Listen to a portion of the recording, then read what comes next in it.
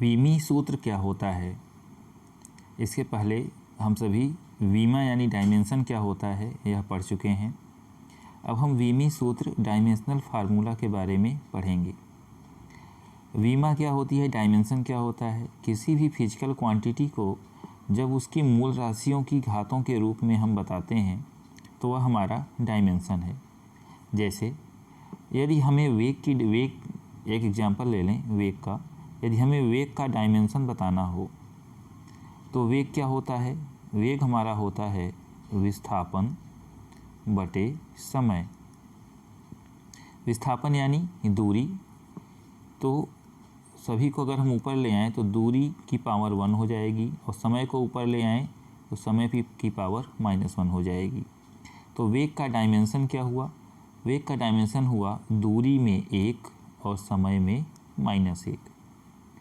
अब इसी को अगर हम किसी व्यंजक के रूप में लिखें यानी किसी एक्सप्रेशन के रूप में, फार्मूले के रूप में लिखें तो उसे हम डायमेंशनल फार्मूला कहते हैं।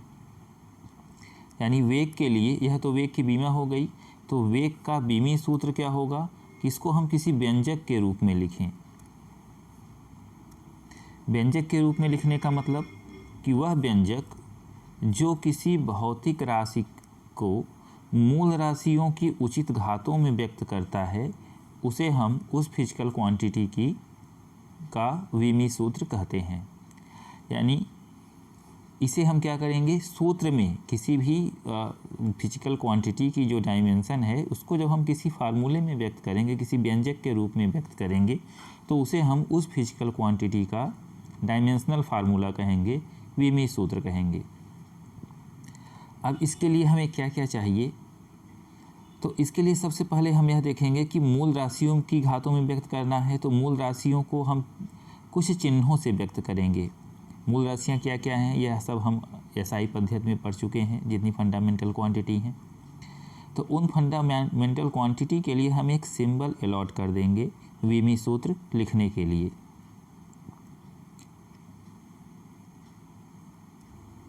जैसे दूरी के लिए हम जो सिंबल यूज करेंगे वह कैपिटल एल का यूज करेंगे। द्रव्यमान यानी मास को रिप्रेजेंट करने के लिए डायमेंशनल फार्मूला के लिए कैपिटल एम यूज करेंगे। समय के लिए कैपिटल टी का यूज करेंगे। इलेक्ट्रिसिटी करंट के लिए हम कैपिटल ए यूज करेंगे। ज्योति तीव्रता के लिए सी डी का यूज करेंगे।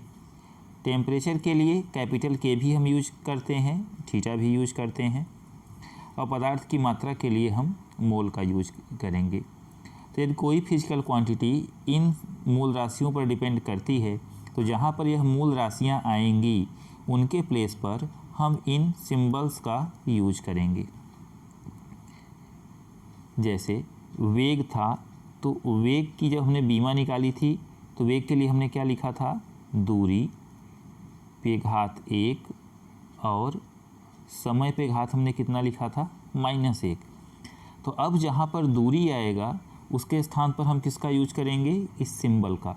तो दूरी के स्थान पे हमने सिंबल इसका क्या है, यल, तो यल लिख दिया। घात कितनी है ऊपर, 1। समय के लिए सिंबल क्या है, टी, तो यहाँ पे हमने टी लिख दिया। घात इसकी कितनी है, -1। अब उसके नीचे देखिए क्या है कि मूल राशियों को चिन्हों के द्वारा घातों सहित एक बड़े कोष्ठक में लिखते हुए हम वीमी सूत्र को व्यक्त करते हैं। यानी इस टाइप जो हम लिख लेंगे तो हमें इसे क्या करना होगा, एक बड़े कोष्ठक में इसे हम बंद कर देंगे और यह इस भौतिक राशि, इस फिजिकल क्वांटिटी का डायमेंशनल फार्मूला हो जाएगा, वीमी सूत्र हो जाएगा।